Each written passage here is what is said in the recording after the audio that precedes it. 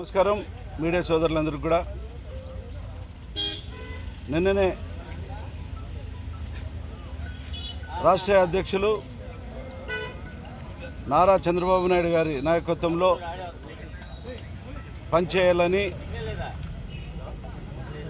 ఆయన 5 కోట్ల ప్రజలకు మంచి చేయాలని ముఖ్యమంత్రి కావాలని చెప్పేసి ఆ ఉద్దేశంతో నిన్ననే పార్టీలో జాయిన్ అయ్యడం జరిగింది. ప్రజలు కూడా 5 కోట్ల ప్రజలు కూడా అందరూ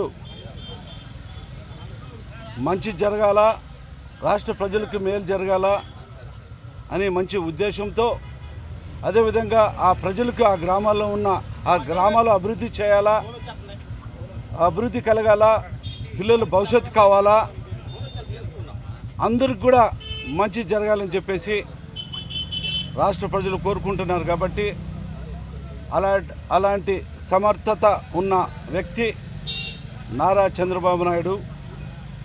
ఆయన కలయిక మరి పవన్ కళ్యాణ్ గారు కూడా ఇద్దరు కలిసి ఈరోజు రేపు 2024 ఎన్నికల్లో ఘన విజయంగా సాధిస్తారని చెప్పేసి మనస్ఫూర్తిగా ఆ దేవుని కోరుకుంటూ, నేను కూడా నాకు ఇచ్చిన ఆయన ఏది ఇచ్చాడో అది ఖచ్చితంగా తప్పకుండా ఆయన నెరవేర్చి, నాకు ఏ పని ఒప్పుచెప్తే అది ఖచ్చితంగా నెరవేర్చి ఆయనకి అప్పగిస్తానని చెప్పి ఈ సందర్భంగా నేను మనవి చేసుకుంటున్నాను. చేయాలని చెప్పినా కూడా అక్కడికి తప్పకుండా ఖచ్చితంగా పోటీ చేసి ఘన విజయం సాధిస్తానని చెప్పేసి నేను స్పష్టంగా చెప్పాను.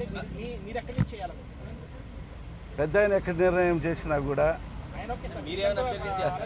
నాకంటూ 2 నియోజకవర్గాలకి అడిగినప్పుడు, నేను ఆలూరు నియోజకవర్గంలో పుట్టి పెరిగిన నియోజకవర్గం, గుంటకల్ నియోజకవర్గంలో నేను పుట్టింది కాబట్టి ఇన్ని రోజులు 2 పర్యాయాలు ఆలూరు నియోజకవర్గం పెరిగిన ఊర్లో నేను సేవలు అందించాను.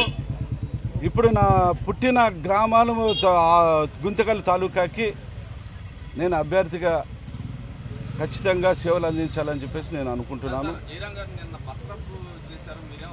ఇప్పుడు నేను ఆ పార్టీలో ఉన్నాను కాబట్టి, మంత్రిలో కొనసాగిస్తాను కాబట్టి దాన్ని వాళ్ళు ఇది చేసినారు. అంతేగాని నేను కూడా మనస్ఫూర్తిగా నేను ఆ పార్టీని వదిలేసి చంద్రబాబు గారి సమక్షంలో నేను టీడీపీలో చేరాను. నా పని ఏముందో నేను ఫస్ట్ రాజీనామా చేసిన తర్వాతనే పార్టీ కండువా కప్పాను. కానీ వాళ్ళు ఏదైనా ఇచ్చుకొని నాకేం ఇది లేదు. నేను రాజీనామా చేసిన తర్వాత భర్త పని చేసుకొని ఇంకోటని ఏమైనా చేసుకొని నాకు అవి నేను పట్టించుకోను. నేనంతా పొద్దున్నే 11 గంటలప్పుడే నేను రాజీనామా సమర్పించడం జరిగింది.